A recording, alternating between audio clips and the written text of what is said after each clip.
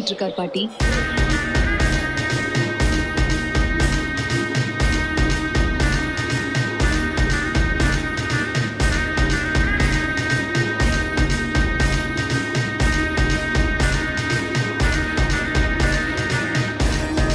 சாமி, உங்க தியானத்தை தொந்தரவு செஞ்சதுக்கு மன்னிச்சுக்கோங்க. ஆனா நாம இப்போ சிவபுரத்துக்கு போகணும்.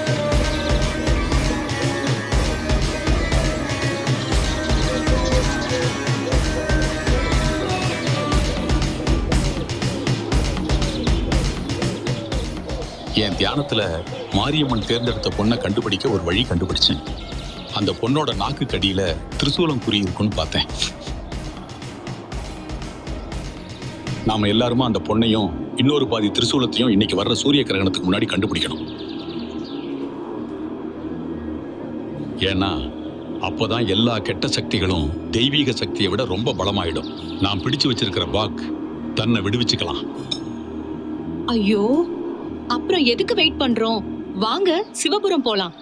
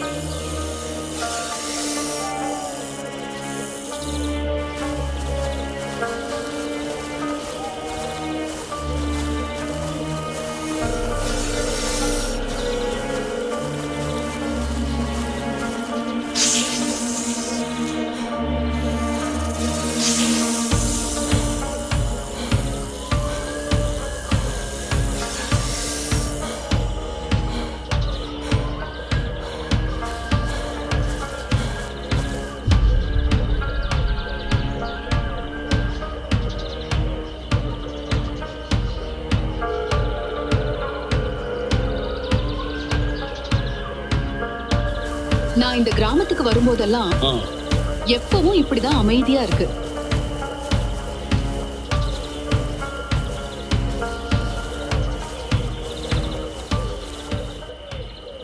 தம்பி, இங்க பழைய சிவன் கோவிலுக்கு எப்படி போகணும்? ஐயோ, அங்க மட்டும் போகாதீங்க.